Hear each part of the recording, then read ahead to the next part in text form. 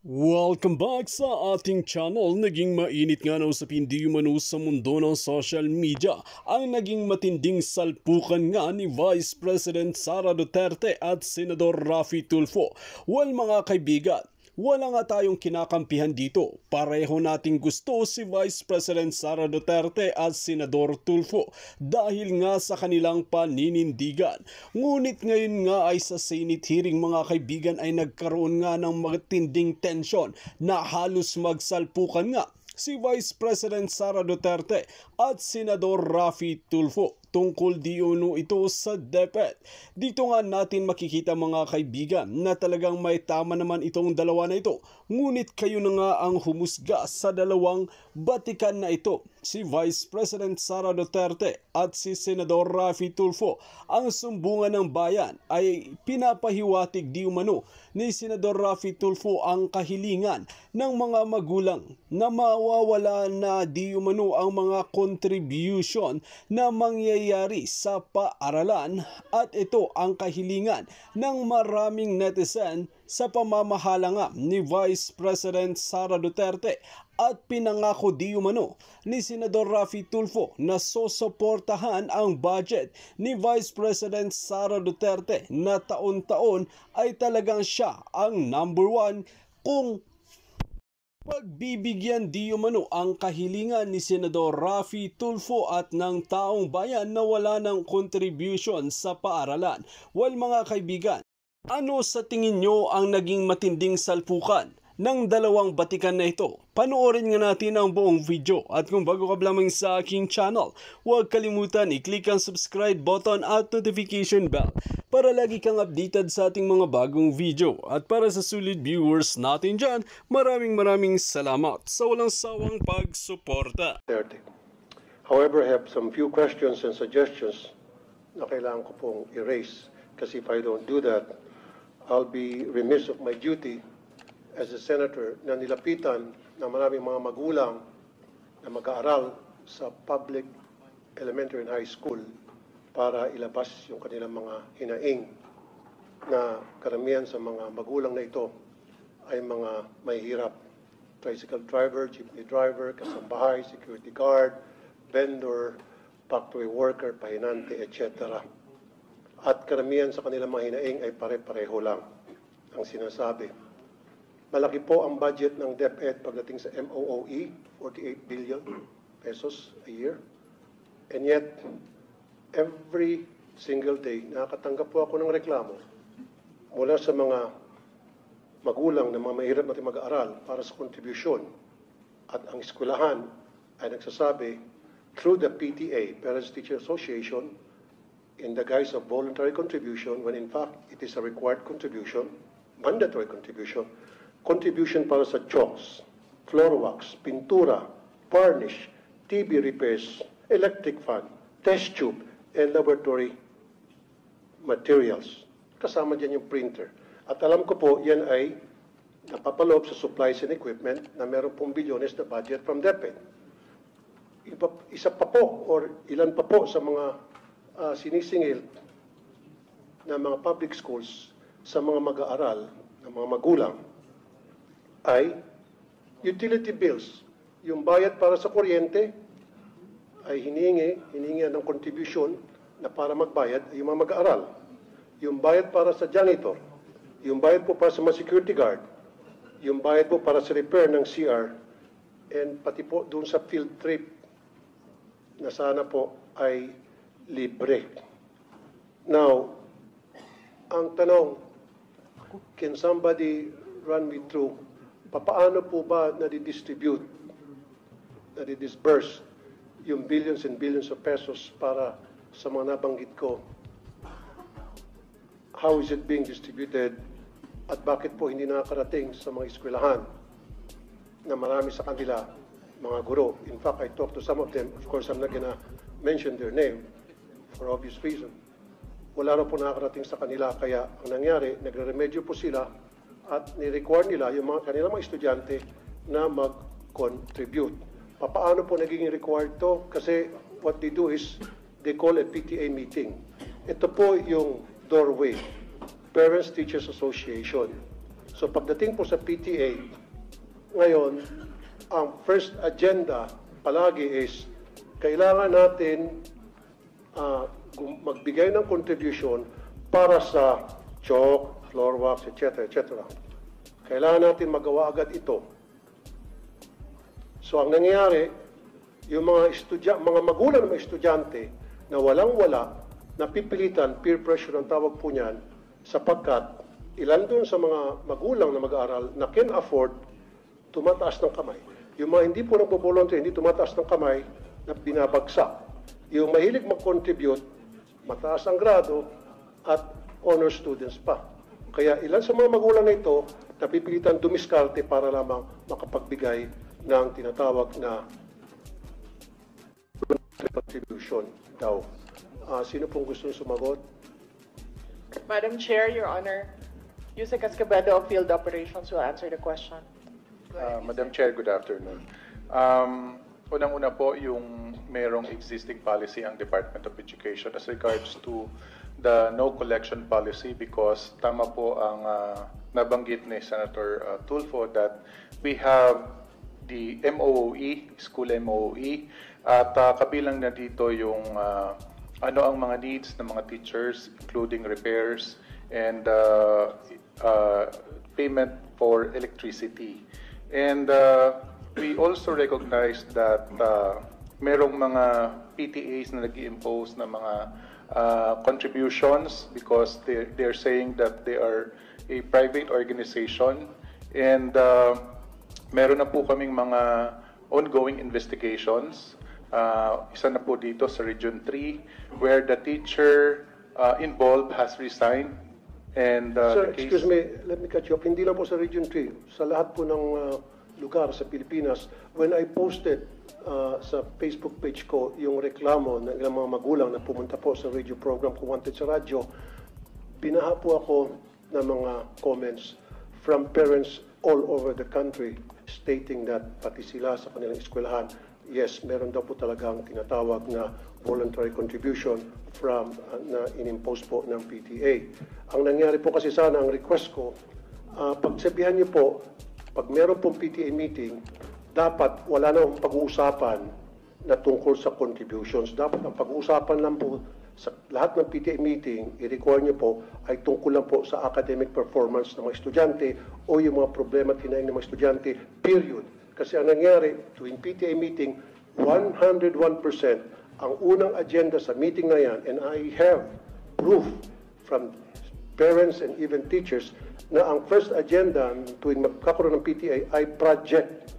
Ano ang pwede natin magawang project sa eskwelahan? Repair para sa CR. Varnish para sa silya na nasisira na. Bili tayo ng chalk, bili tayo ng floor wax, bili tayo ng ganito, ganon, ganon. Ang mga estudyante na walang pang contribute, kuminsan pinapahiya pa, nilalagay pa po sa group chat. Ito, nag-contribute na si Juan, si Mario, si Pedro. However, si Rolando hindi pa nag-contribute, si Petra hindi pa nag-contribute. So napapahiya yung mga hindi pa napapag-contribute na nape-pressure po. In some cases, itong mga magulang, baka natututo pa magnakaw para hindi lang mapahiya yung kanilang mga anak. And meron po akong proof tungkol dyan. And in fairness po sa inyo, this has been going on for many years. Even as far back as yung administration pa po, I can remember Brother Armin Luistro. In fact, nag-away pa kami on air niya sa Wanted sa radyo because ayaw niya maniwala hanggang sa pinadalahan ko siya ng mga reklamo and nakita niya po na talagang valid, and then nag-issue po siya ng memo na stop na yung contribution, voluntary contribution. After a few months, nagsibalikan din po hanggang ngayon. So is there a way na talagang once and for all, since senador na po ako, because I promise na once ako'y maging senador, I'll put a stop of this nonsense. Nung ako po'y wanted sa radyo na broadcaster, of course wala po akong magawa. All I can do is call the authorities and tell them, hey, we have complaints pertaining to this and that. Now that I'm senator and they elected and voted me para mabigyan solusyon itong problema ito na mga magulang mag-aral, I have to do something to put a stop to these problems once and for all. Can you guys promise me na mainto na to para ako po'y maging supporter ng inyong budget at hindi ko po kontrahin. Humingi kayo ng 1 trillion pesos for all I care. Kasi alam ko kailangan po ang maayos na budget para sa DepEd. And I firmly believe na kailangan talaga ng DepEd ng pinakamalaking budget among all other agencies because we need to give quality educations to our poor na mga kababayan. Because I believe in who he was less in life should have more in law. So dapat sa ating batas, bigyan po ng magandang edukasyon, bigyan po ng magandang serbisyo ang mga mahirap nating kababayan. Dito lang po sana sila makakabawi.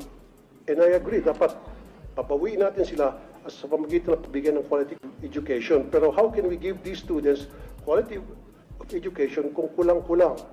And then we're teaching these kids to be corrupt when they grow up.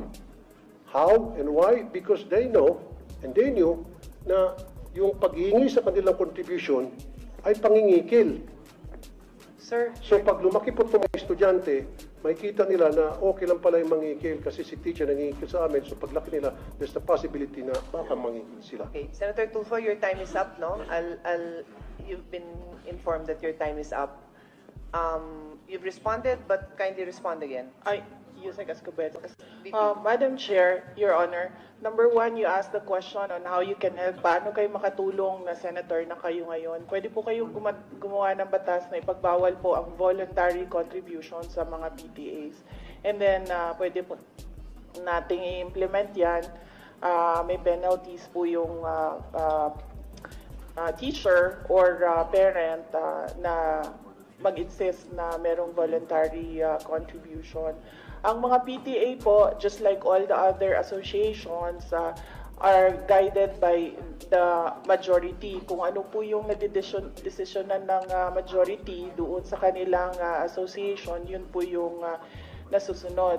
Now, it is a voluntary contribution. Ibig sabihin, hindi po pinipilit yung mga estudyante o yung mga magulang na mag-contribute kung yun man ang nadesisyonan na project ng PTA.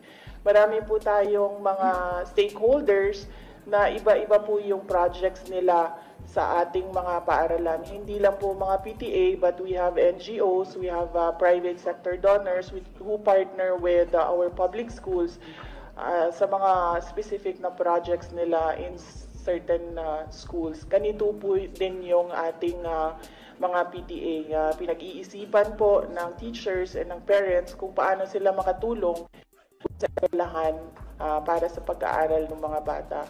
But then again, as I said, these are voluntary contributions. Pwede po nating ipagbawal, gagawa po tayo ng batas para po merong penalty. Madam Chair, pwedeng konti na lamang. Una, wala pong kapangyarihan na para ipatigil yan. Pero however, meron pong kapangyarihan ng DepEd na para ipatigil po yung tinatawag na voluntary contributions sa PTA. Now, doon sa questions ko, hindi pa ito nasasagot. Pwede ba pakisabi sa akin paano po na-disburse yung pong MOE, especially doon sa mga chalks, sa mga electric funds. Electric funds palagi every year yan, talamak na talamak. Janitorial, security, repair, CR, varnish. Paano po na-distribute from DepEd hanggang sa pagdating sa eskwelahan? Paano nakakarating po yung mga MOE, sir? Meron po tayong listahan kung saan po pwedeng gamitin yung school MOE. At yung sinasabi niyo pong chalk allowance, meron pong cash allowance ang mga teachers. At ito ay taon-taon na ibinibigay sa mga teachers. Kaya hindi po tama na mag-demand ang PTA na magsusolicit ng contribution from the members of the PTA para mabigyan ng chalk allowance ang mga teachers because meron ngang panukala sa both chambers of Congress na i-increase yung cash allowance to 10,000.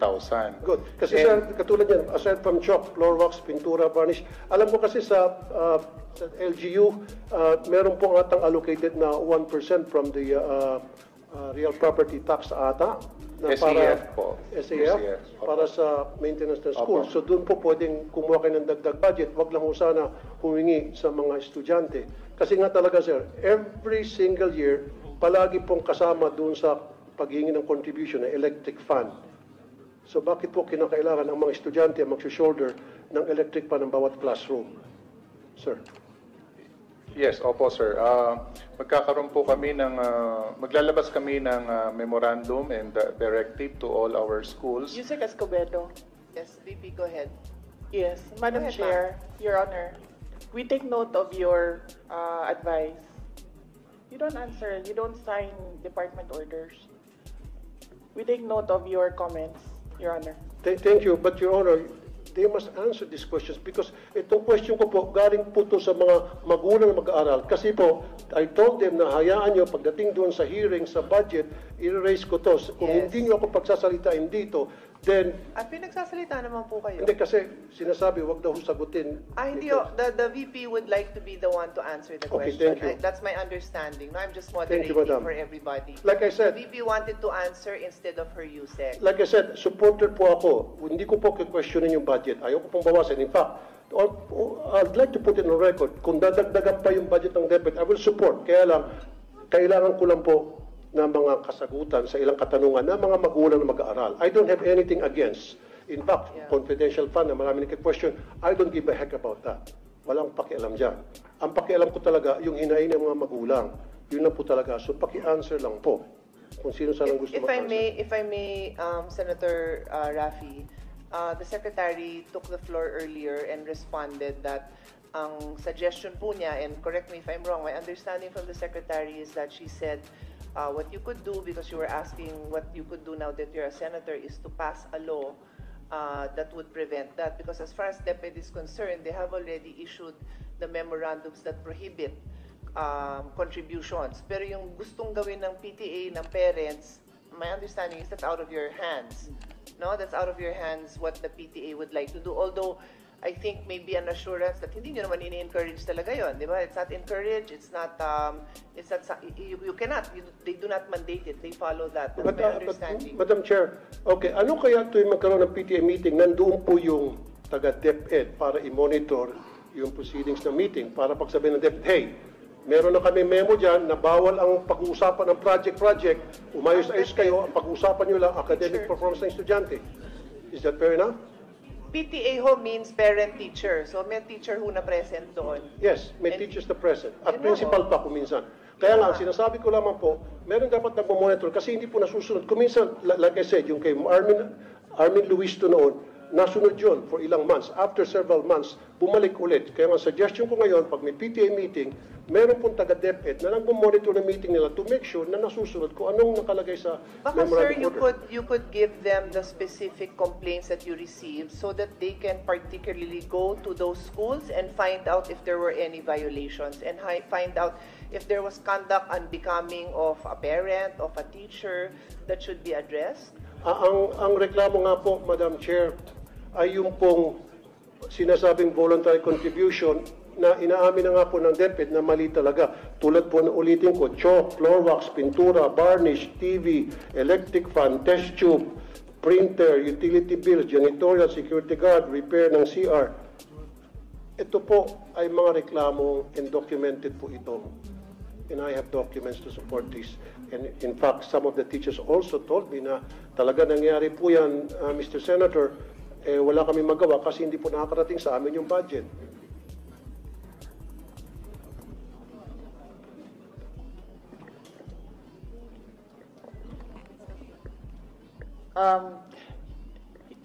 Madam Chair, Your Honor, we will submit the downloading of MOOE up to the school level to the Finance Secretariat. At doon na lamang po, Madam Chair, test tube. Hinihingi din po, kasama rin po yung Pwede test bang tube. submit natin? Kasi sir, I've reminded everyone who's Last na beyond lamang their po, Madam time. Chair. Last na lamang. Sige. Test tube. Alam ko meron natang 500 billion na budget for the test tube. Parang every year, bilyones ang naalat para sa test tube. Kasi marami rin po ako mga magulang nagreklamo, pinapakontribute para sa test tube, laboratory test tubes. Ano ho yun, sir? Kasi I Test handle tubes. the budget, so Test tubes I can po. Yung I can test tube attest. po para sa mga I have laboratory. not seen 500 billion for Or test tubes. at least Yun pong pagkakaalam ko, yun pong... Ay, wala akong nasabi sa amin. 500 billion. Ako na ho magsasabi Okay. So anyway, bakit po yung sa test tubes? Sige na lang po. Bakit po test tubes paulit-ulit po? Every year hinihingan po ng contribution ng estudyante. Pwede po ba pa-stop na rin natin yun? Yun lang po. So stop na po natin. In short, lahat po ng contribution para sa maintenance ng school, ang pakiusap po ng mga magulang through me, stop na po natin yan. Pag na-stop niyo po yan, I promise you I'll support your budget every single year and you will not gonna hear anything from me. That's a commitment. That's a promise.